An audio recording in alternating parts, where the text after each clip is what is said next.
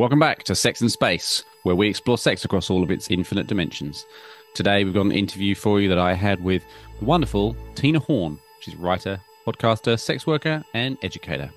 But before we dive in, we need your support. Talking and learning about sex is crucial, but often it leads to us being silenced on social media. This makes it harder for others to find us and suggests that sex isn't okay to discuss. But it absolutely is. More knowledge means better outcomes for everyone. You can help this by following the podcast, connecting with us on our socials, and keeping the conversation going via sexandspace.com. Now let's drop into my interview with Tina Horn. As I said, Tina is a writer, podcaster. She's a self-described educatrix who has spent her career exploring the intersections of sexuality, power, and society. She's the creator of the popular podcast, Why Are People Into That?, where she delves into the topics many of us shy away from, but are crucial to understanding human desire. Her latest book, Why Are People Into That? A Cultural Investigation into Kink, takes an insightful and nuanced look at kink and fetishization, breaking down taboos and exploring the role of consent, pleasure, and identity. Tina is also a sex worker, an educator, comic book writer, but through her various platforms, she advocates for a more open and educated conversation around sexuality. Let's get into it.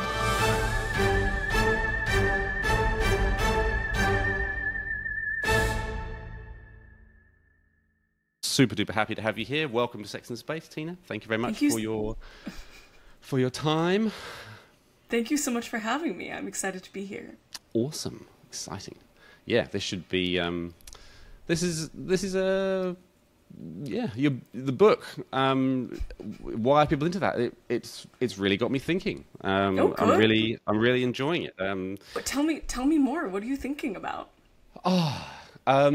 So what am I thinking about? I guess I'm thinking, and what I'd like to talk, I guess, for the benefit of everybody else is what is a kink?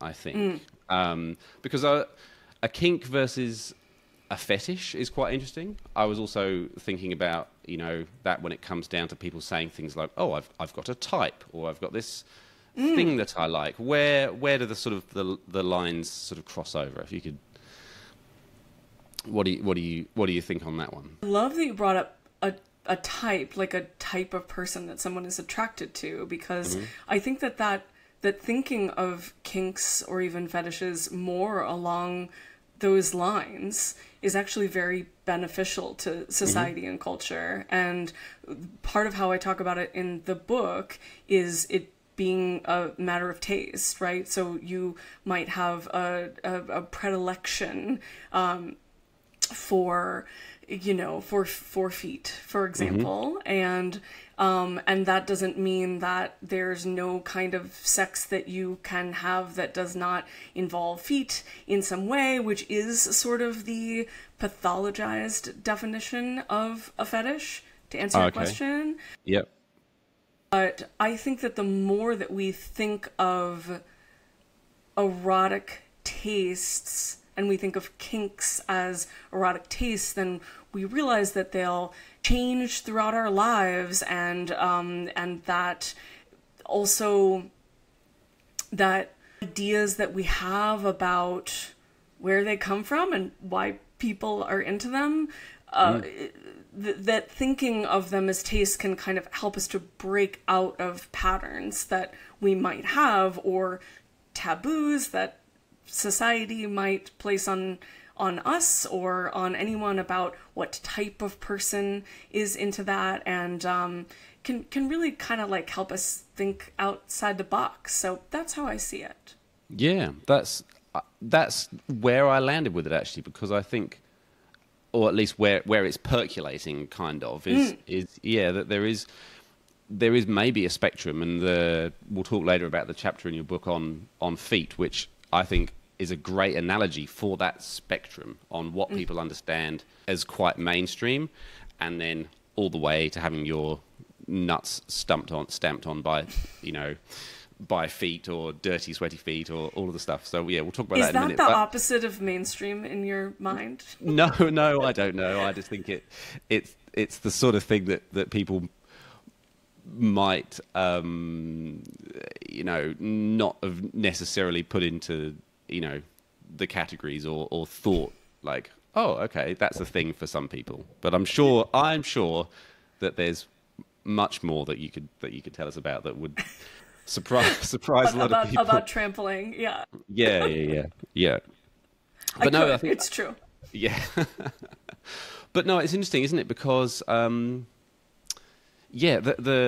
even certain things, a little bit like I suppose rough sex is quite mainstream these days, and you could say that's because of the the accessibility of porn and that kind of sexual proclivities being sort of influenced by what the algorithm's serving up to people, and so and then people thinking that's how they have to perform, or maybe it's the first thing they see when they kind of encounter porn, and they're like, oh, this is how we have sex, is it? Like, so it's interesting that certain things aren't frowned upon or sort of seen as a taboo, whereas I know that certain kinks and fetishes would potentially by a broader society fall into that category a bit. And so I think normalizing. What do you know? Go on.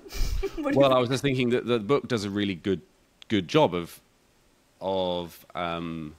I think it's like why are people into that is just doesn't. I think what happens a lot, and through lots of conversations on this podcast, the sort of those words, am I normal, sort of come up quite a lot. Sure. Yeah.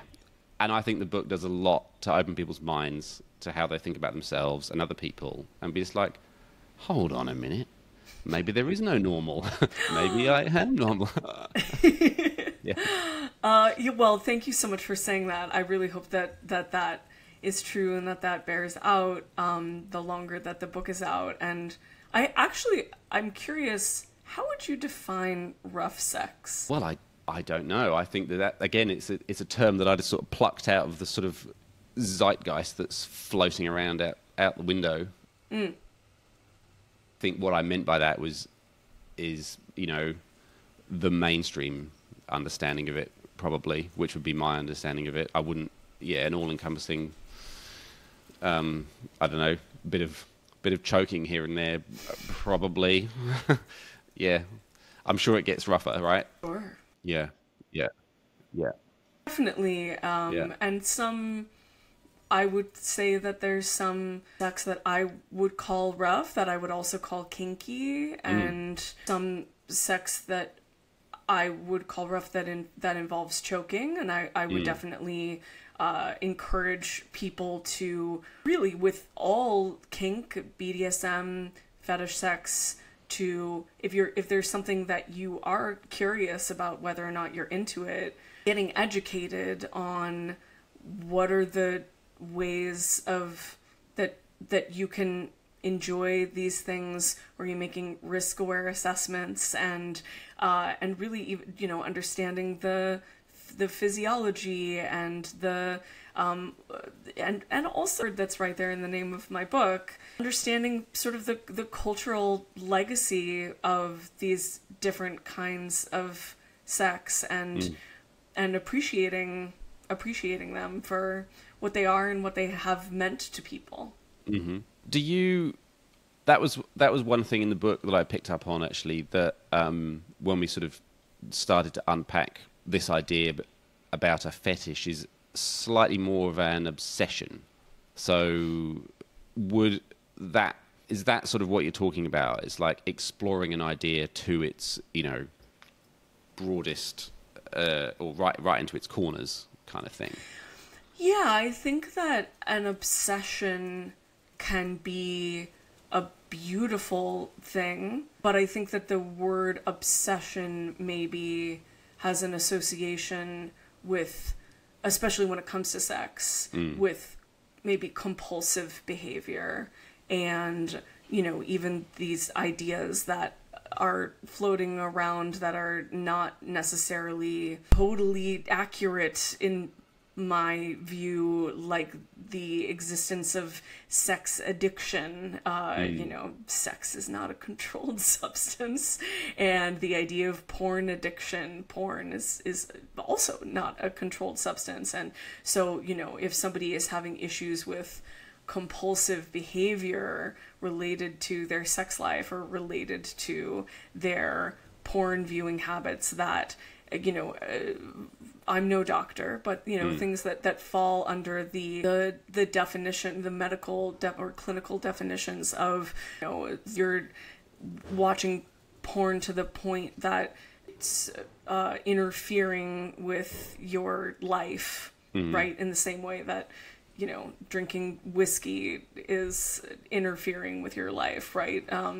I think that we could maybe call that obsessive behavior.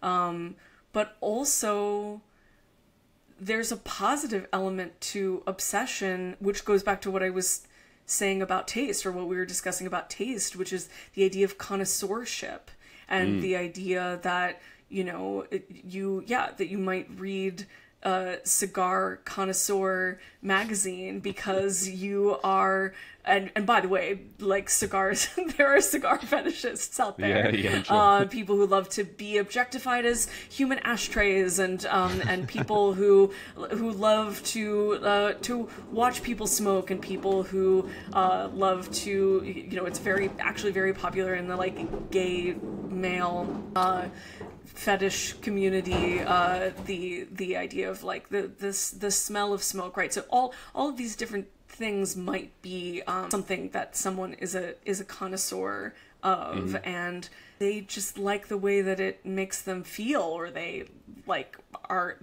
love the way that it makes them feel, that they would, you know, I think that in a lot of ways we reward behavior that is like, I would do anything to have this feeling, right? And I think that when you put it like that, you can see that, well, in some cases, I would do anything to have this feeling is potentially problematic behavior, but in some ways that kind of obsession, again, if we want to use that word, be romantic and can be like exactly what, like, I want people to be obsessed with me. Yeah.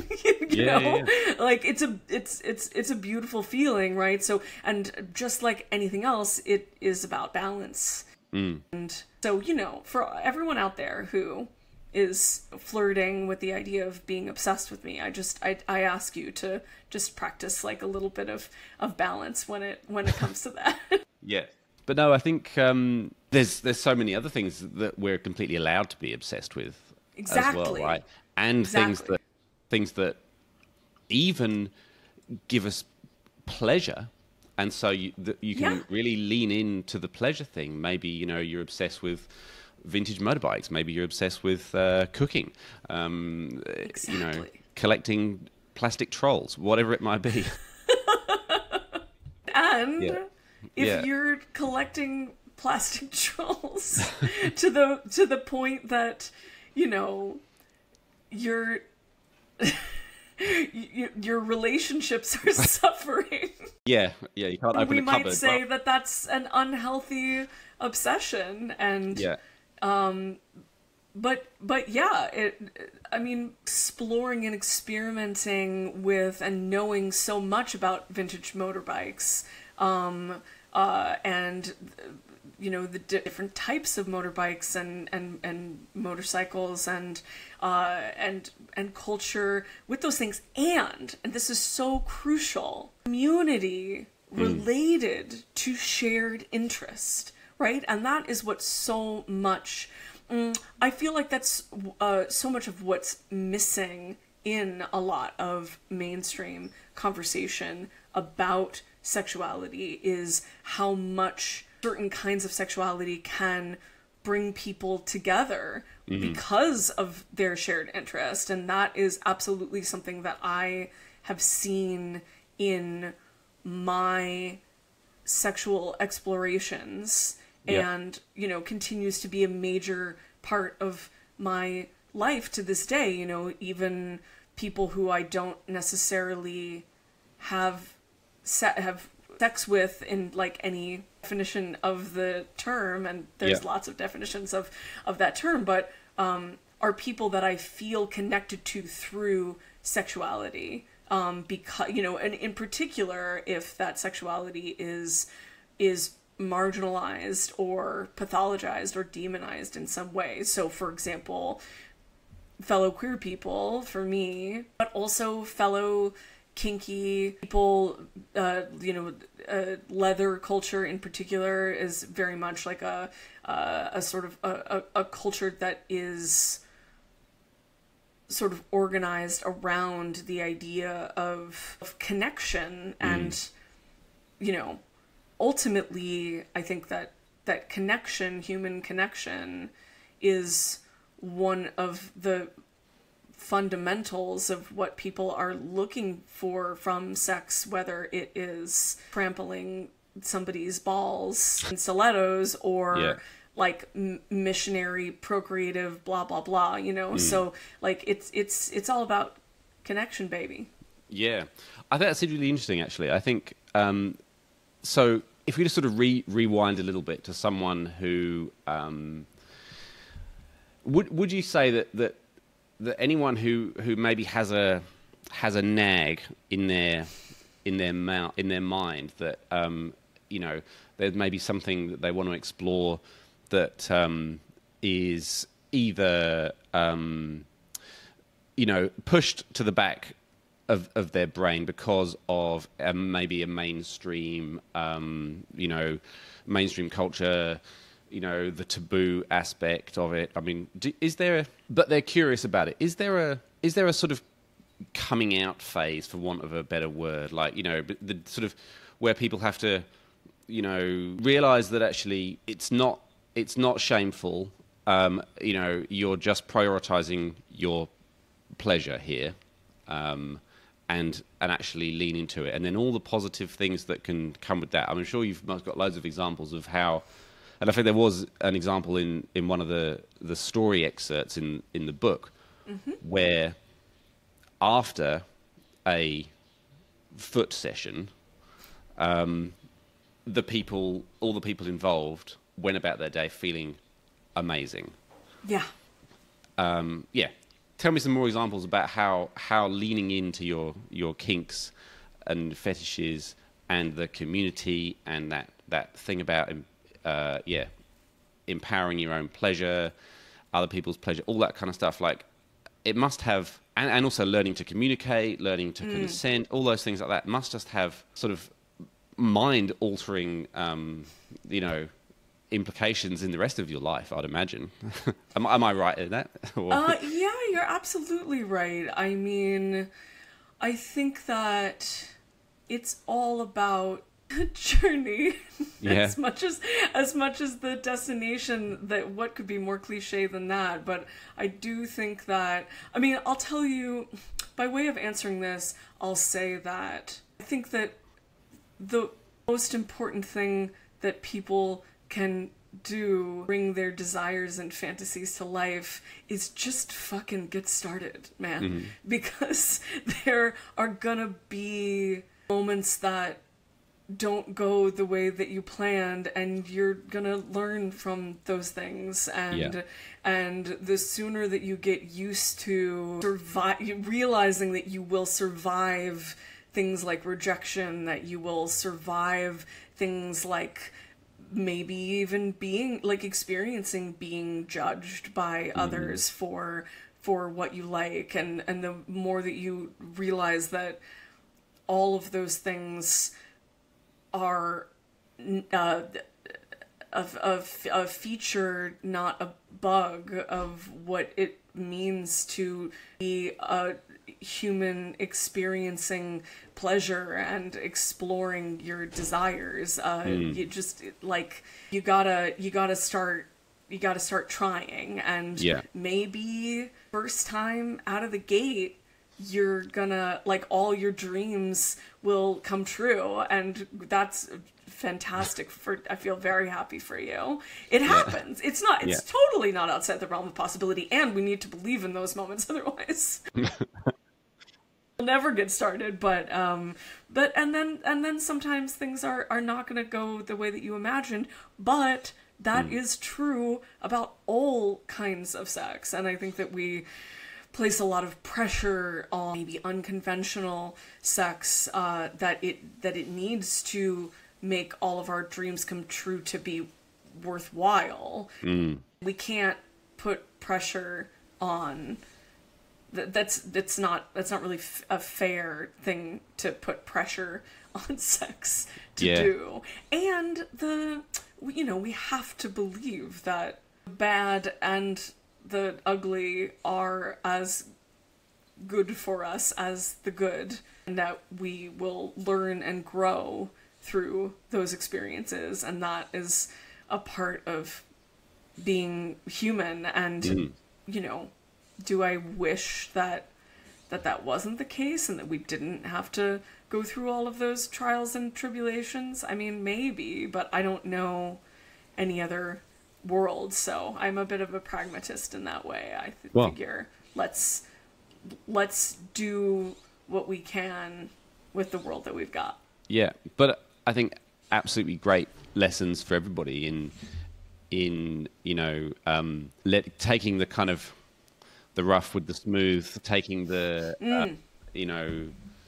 the mistakes and being able to sort of, I say mistakes, but taking the things that aren't the plan or whatever, and also being able to communicate. That's the other thing.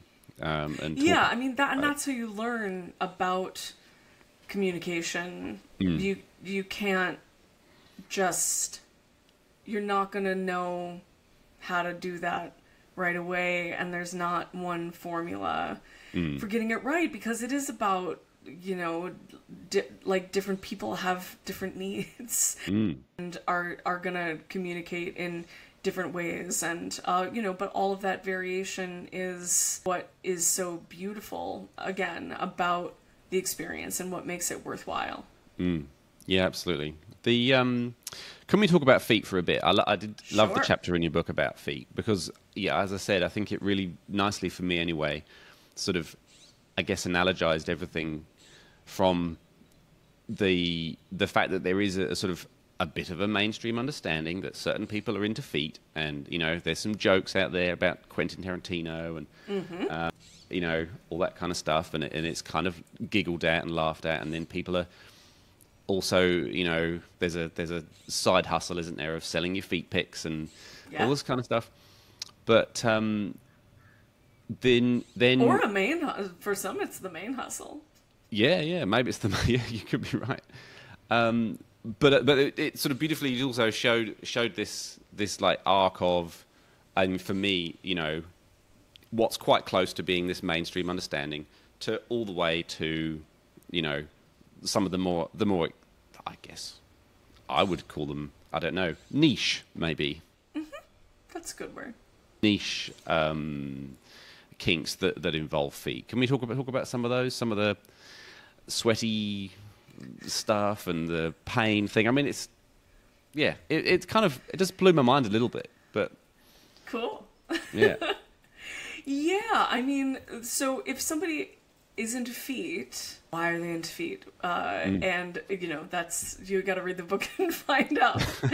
but part of the purpose of the book is pointing out that being into feet can look so many different ways. And so what are some people, I mean, some people are just into admiring feet, but even within that, you have people who are really into very, like, what, literally well manicured, well pedicured, and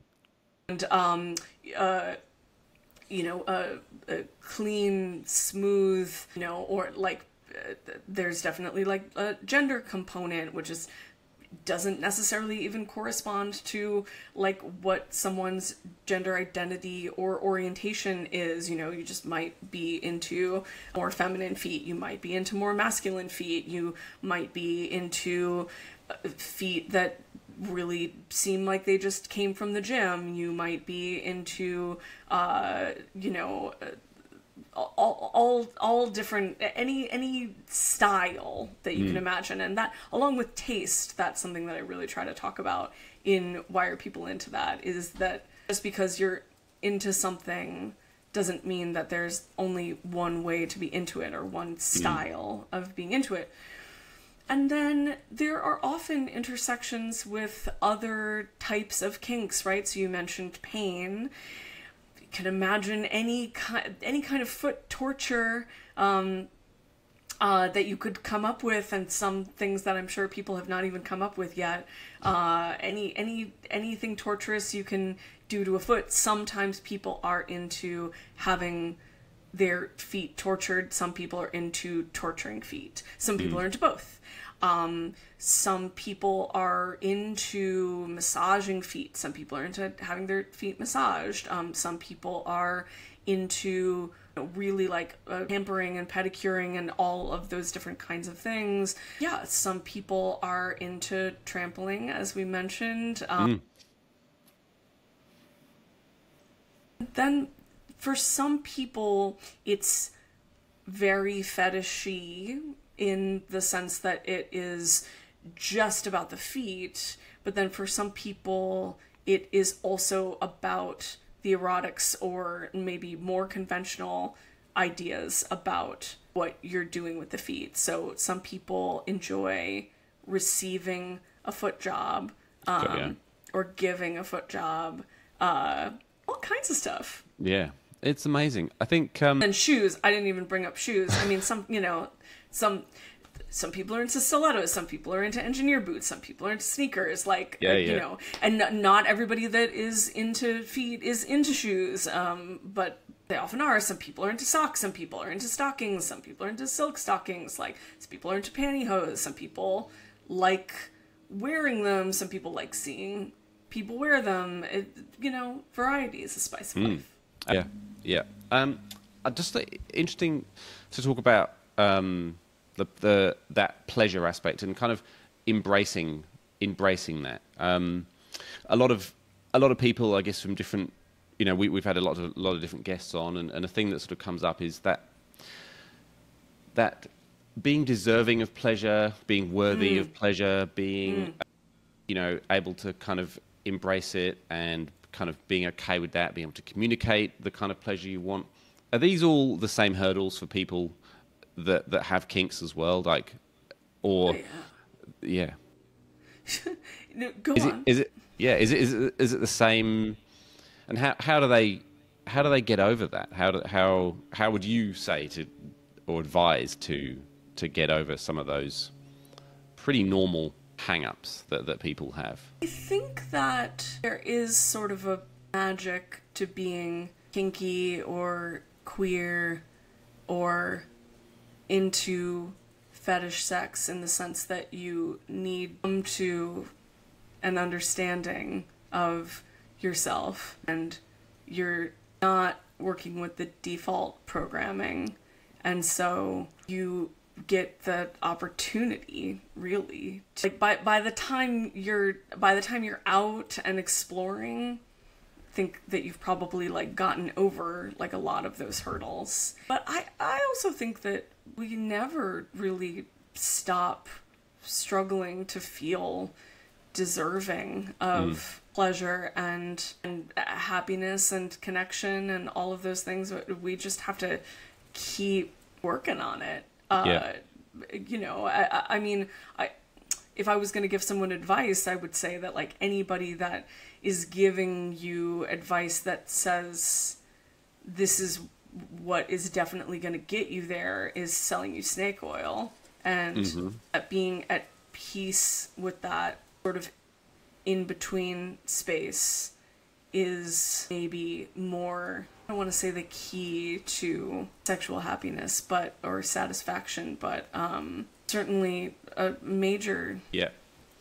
So in terms of education, I guess our sort of philosophy is that education never really stops. So I'm sure you'd agree that, people might do this work or hear this podcast or read your book, and, they could be any age and then they start exploring the thing that they, have not got around to exploring. But in terms of a sort of education and normalization of some of the subjects that in your book, and I guess it's all encompassing, right? Kink, alternative sexualities. Mm-hmm. What would you like to see? Is it more conversations? Is it better formal education? I always want to see a combination of formal education and what we might call more cultural or even countercultural knowledge. And because there are clinical professionals who I can say personally, anecdotally have failed me when it comes to being queer, being a slut, being a sex worker, being all of the things that I am, being kinky. And but I also, speaking of snake oil salespeople, I also have certainly seen a lot of sexpert scam artists out there who even prey on how deeply people want these needs to be met of belonging, satisfaction, adventure, all of these different things. So I really think that the crucial balance is just that. It's a balance, making sure that you are getting an education that, don't believe everything that you see on the internet, and having media literacy, I think that those things are really important. But also, if you are only going by things that have been proven by institutions, then you also want to think structurally about where is the knowledge of those institutions coming from. Yeah, I think because it's so beautifully, a lot of the stuff that we've talked about, I think is so helpful across a broader spectrum of this conversation more broadly around, sex and education and consent and safety and communication and all those things are so important.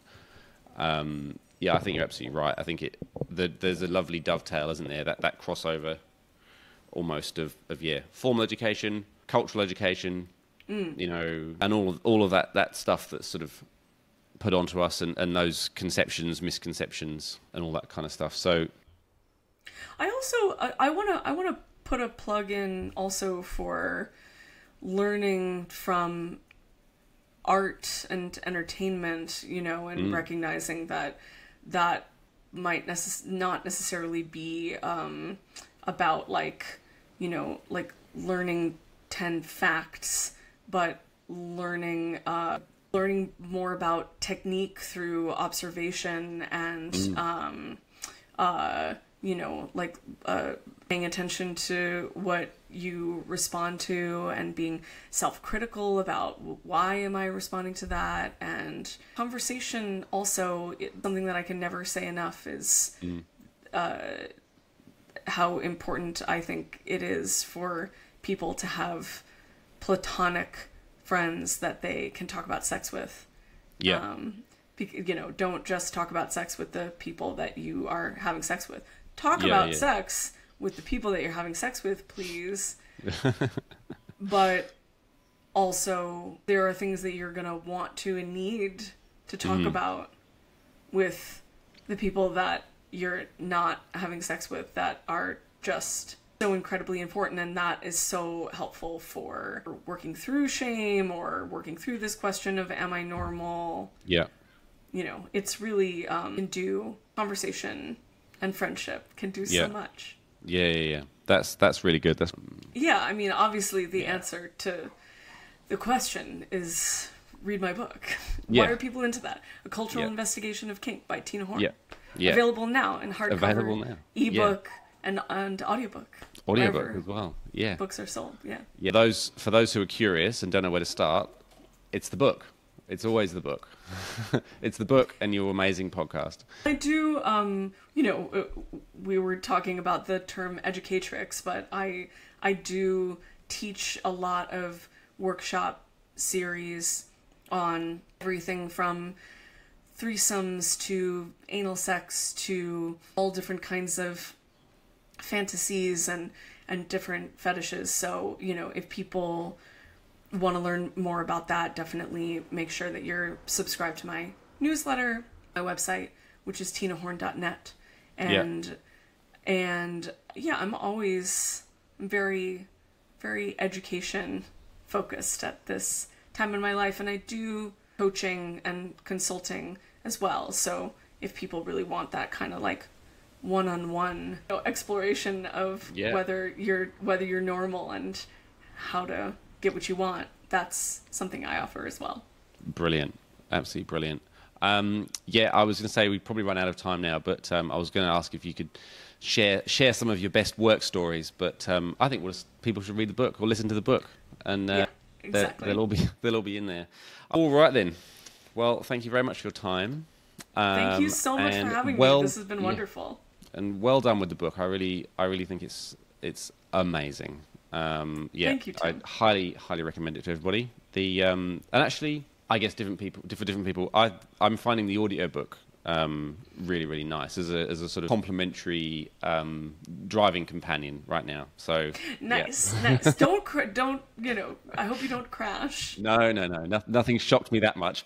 What's going? Not done yet. No, I'm not done yet on that one. So yeah, we haven't got to anything made me veer off the road yet. Well, safety first. Safety first. But you know, I hope that the book inspires maybe just a little moment of danger. Yeah. Oh, yeah. Well, it's already got me thinking about kinks and communicating them. So yeah, I'm very happy to hear that. I'm off to the races. Really hope you enjoyed today's episode. Before we sign off, we wanted to ask you again for your help. Because we talk about sex, we keep getting shut up across all of the social media platforms. And this not only makes it hard for us to be found, but it also says that sex is not okay to talk about. Not only is sex okay to talk about, it is totally essential, because the more knowledge equals better outcomes across a whole bunch of measures for all of us.